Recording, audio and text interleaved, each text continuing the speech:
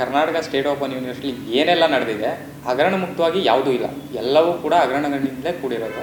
ಸ್ಪೆಸಿಫಿಕ್ಕಾಗಿ ಹೇಳಬೇಕು ಅಂತಂದರೆ ಬ್ಯಾಗ್ಗಳು study materials ಕೊಡೋಕ್ಕೆ ಅಂತೇಳಿ ಬ್ಯಾಗ್ಗಳು ಪರ್ಚೇಸ್ ಮಾಡಿದ್ದಾರೆ. ಆ ಬ್ಯಾಗ್ಗಳು ಒಂದು ನಿಮಿಷ ನೋಡಿ, ಇದೊಂದು ನೆಟ್ಲ್ಯಾಂಡ್ ಬ್ಯಾಗ್ಗಳಿದು ಇಷ್ಟು ಕಳಪೆ ಅಂತಂದರೆ ಜಸ್ಟ್ ಹರಿದ್ರೆ ಹರಿದೋಗ್ಬಿಡ್ತದೆ ಈ ಬ್ಯಾಗು. ಈ ಥರ ಬ್ಯಾಗು ಓಪನ್ ಮಾರ್ಕೆಟಲ್ಲಿ 20 ರೂಪಾಯಿ ಸಿಗುತ್ತೆ ಮತ್ತು ವಿತ್ ಪ್ರಿಂಟೆಡ್ ಎಲ್ಲ ಫ್ರೀಯಾಗಿ ಹಾಕ್ಬಿಡ್ತಾರೆ 20-25 ರೂಪಾಯಿ. ಇಂಥ ಬ್ಯಾಗ್ಗಳಿಗೆ ಇವರು 120 ರೂಪಾಯಿ ಫಿಕ್ಸ್ ಮಾಡಿದ್ದಾರೆ. 50,000 ಬ್ಯಾಗ್ ಪರ್ಚೇಸ್ ಮಾಡ್ತಾರೆ ಅಡ್ಮಿಷನ್ ಟೈಮಲ್ಲಿ ಎಲ್ಲ ಸ್ಟೂಡೆಂಟ್ಸ್ಗೂ ಕೊಡೋಕ್ಕೆ ಅಂತ.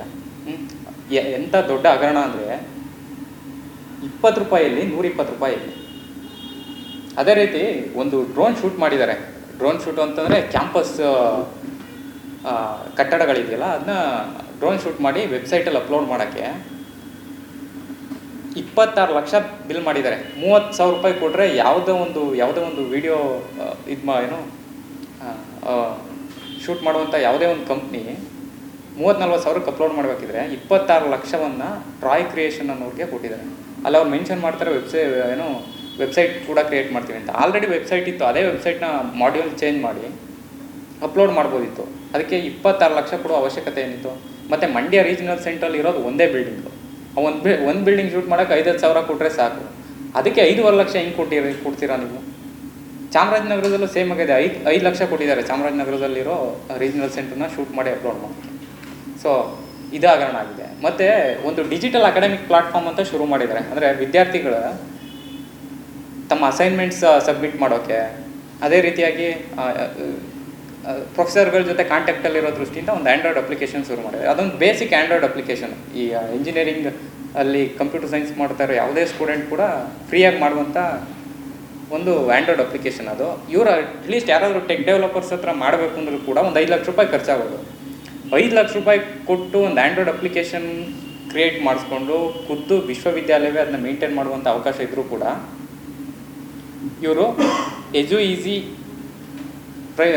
ಪ್ರೈವೇಟ್ ಲಿಮಿಟೆಡ್ ಅನ್ನೋ ಒಂದು ಸಂಸ್ಥೆಗೆ, ಅದು ಮೈ ಸ್ಮಾರ್ಟ್ ಶಾಲಾ ಅಂತ, ಅವ್ರಿಗೆ ಪರ್ ಸ್ಟೂಡೆಂಟ್ 250 ರೂಪಾಯಿ ಪ್ಲಸ್ GST ಕೊಡೋ ಅಷ್ಟು ಅಮೌಂಟ್ ಕೊಡುವಂಥ ಅವಶ್ಯಕತೆ ಏನಿತ್ತು. ಇದು ಚಿಕ್ಕದಾಗಿ ಕಾಣಿಸುತ್ತೆ 250 ರೂಪಾಯಿ ಅಂತಂದರೆ, ಆದರೆ ಒಟ್ಟು ವಿದ್ಯಾರ್ಥಿಗಳಿಗೆ ಕೌಂಟ್ ಮಾಡಿದಾಗ ಇದು 1,80,00,000 ಆಗುತ್ತೆ. ಒಂದು ಅಡ್ಮಿಷನ್ಗೆ 1,80,00,000 ಅಂದರೆ ಪ್ರತಿ ವರ್ಷ ಎಷ್ಟು ಜನ ವಿದ್ಯಾರ್ಥಿಗಳ ಅಡ್ಮಿಷನ್ ಆಯ್ತಾರೆ, ಎಷ್ಟು ಕೋಟಿ ದುಡ್ಡು ಆ ಒಂದು ಸಂಸ್ಥೆಗೆ ಹೋಯ್ತೈತೆ ಇಲ್ಲೀಗಲ್ ಆಗಿ. 5 ಲಕ್ಷ ರೂಪಾಯಿದಲ್ಲಿ ಮುಗಿಬೋದಂಥ ಒಂದು ಕೆಲಸನ ಇವರು ಕೋಟ್ಯಾಂತರ ರೂಪಾಯಿ ಯಾಕೆ ಖರ್ಚು ಮಾಡ್ತಾ ಇದ್ದಾರೆ? ಇದ್ರ ಉದ್ದೇಶ ಏನು? ಅಲ್ಟಿಮೇಟ್ಲಿ ಭ್ರಷ್ಟಾಚಾರ ಮಾಡೋದೇ ಆಗೈತಲ್ವಾ. ಸೊ ಹಂಗಾಗಿ ನಾವು ಹೇಳ್ತಾ ಇರೋದು ಇದಿಷ್ಟೇ ಅಲ್ಲ, ಕರ್ನಾಟಕ ಸ್ಟೇಟ್ ಓಪನ್ ಯೂನಿವರ್ಸಿಟಿ ನಡೆದಿರೋ ಎಲ್ಲ ಕಾಮಗಾರಿಗಳಲ್ಲೂ ಕೂಡ ಇದೇ ಆಗಿರೋದು. For example, Karnataka state open university 9 regional centre, own building ಒಂದೈತೆ 9 ರೀಜನಲ್ ಸೆಂಟರ್ಗಳಲ್ಲಿ.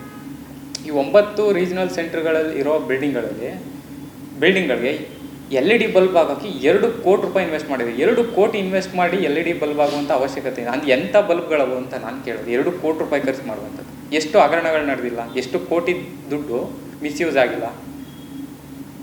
ಸೊ ಹಾಗಾಗಿ ನಾವು ಸರ್ಕಾರಕ್ಕೆ ಡಿಮ್ಯಾಂಡ್ ಮಾಡ್ತಾ ಇದ್ದೀವಿ, ಪ್ರತಿಯೊಂದು ಕಾಮಗಾರಿ ಆಗಲಿ ಏನೇನೆಲ್ಲ ನಡೆದಿದೆ ಅಷ್ಟು ಕೂಡ ಲೋಕಾಯುಕ್ತ ಮೂಲಕ ತನಿಖೆ ಮಾಡಿಸ್ಬೇಕು. ಮತ್ತು ಯಾರೆಲ್ಲ ಇದರಲ್ಲಿ ಇನ್ವಾಲ್ವ್ ಆಗಿಲ್ಲ ಅವ್ರಿಗೆಲ್ಲ ಶಿಕ್ಷೆ ಆಗಬೇಕು. ಇನ್ನೊಂದೇನಂತಂದರೆ, ಈಗ ಆಲ್ರೆಡಿ ಏನೆಲ್ಲ ಪ್ರಾಜೆಕ್ಟ್ಗಳು ಮಾಡಬೇಕು ಅಂತೇಳಿ ನಿರ್ಧಾರ ಮಾಡಿದರೆ ಅವೆಲ್ಲ ಸ್ಟಾಪ್ ಮಾಡಿಸಿ ಒಂದು ಟೆಕ್ನಿಕಲ್ ಕಮಿಟಿಯಿಂದನೇ ಅವಕ್ಕೆಲ್ಲ ಅಪ್ರೂವಲ್ ಕೊಡಿಸ್ಬೇಕು. ಅದರ್ವೈಸ್ ಯಾವುದೇ ಕಾರಣಕ್ಕೆ ಮಾಡಬಾರ್ದು. ಮತ್ತು ಏನೇನು ಬಿಲ್ಗಳು ಇದೆ ಅಟ್ ಪ್ರೆಸೆಂಟ್ ಅವೆಲ್ಲ ಸ್ಟಾಪ್ ಮಾಡೇ ತನಿಖೆ ಮಾಡಬೇಕು. ಇದು ನಮ್ಮ ರಿಕ್ವೆಸ್ಟು ಸಚಿವರಲ್ಲಿ. ಇಲ್ಲ ಸರ್, ಖಂಡಿತವಾಗ್ಲೂ ವೈಸ್ ಚಾನ್ಸಲರು, ರಿಜಿಸ್ಟ್ರಾರ್ ಇವರೆಲ್ಲರೂ ಇನ್ವಾಲ್ವ್ಮೆಂಟ್ ಇಲ್ಲದೇ ಇದೆಲ್ಲ ನಡೆಯೋಕ್ಕೆ ಸಾಧ್ಯನೇ ಇಲ್ಲ. ಫೈನಾನ್ಸ್ ಆಫೀಸರಿಂದ ಹಿಡಿದು.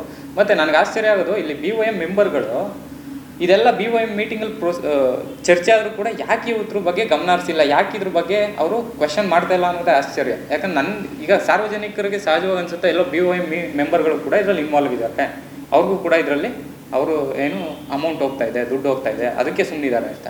ಮತ್ತು ಹೈಯರ್ ಎಜುಕೇಷನ್ ಮಿನಿಸ್ಟ್ರಿಗೆ ಇಷ್ಟೆಲ್ಲ ನಡೀತಾ ಇದ್ರು, ಹೈಯರ್ ಅಫಿಷಿಯಲ್ಸ್ಗೆ ಇವೆಲ್ಲ ಗೊತ್ತೇ ಆಗ್ತಾ ಇಲ್ಲ ಅಂತಂದರೆ ಆಶ್ಚರ್ಯ ಅನಿಸುತ್ತೆ. ಯಾಕಂದರೆ 100 ಕೋಟಿ 5 ಲಕ್ಷ 10 ಲಕ್ಷ ಅಲ್ಲ, 100 ಕೋಟಿ ಹಗರಣಗಳು ನಡೀತಾ ಇರೋದು ಮಿನಿಸ್ಟ್ರಿಗೆ ಗೊತ್ತಾಗ್ತಾ ಇಲ್ಲ, ಅಲ್ಲಿನ ಅಧಿಕಾರಿಗಳಿಗೆ ಗೊತ್ತಾಗ್ತಾ ಇಲ್ಲ ಅಂದರೆ ಅದು ಆಶ್ಚರ್ಯ ಅನಿಸುತ್ತೆ. ಒಂದು ಯೂನಿವರ್ಸಿಟಿಲಿ ಏನಾಗ್ತಾಯಿದೆ ಅಂತ ಆ ಇಲಾಖೆ ಮಿನಿಸ್ಟ್ರಿಗೆ ಗೊತ್ತಿಲ್ಲ ಅಂತಂದರೆ ಇನ್ನೇನಕ್ಕೆ ಮಿನಿಸ್ಟ್ರ್ ಸ್ಥಾನದಲ್ಲಿರಬೇಕು? ಒಂದು ತನಿಖೆ ಮಾಡಿಸಿ ಹೊರಗಡೆ ತನ್ನಿ, ತಮಗೂ ಒಳ್ಳೆ ಹೆಸರು ಬರುತ್ತೆ.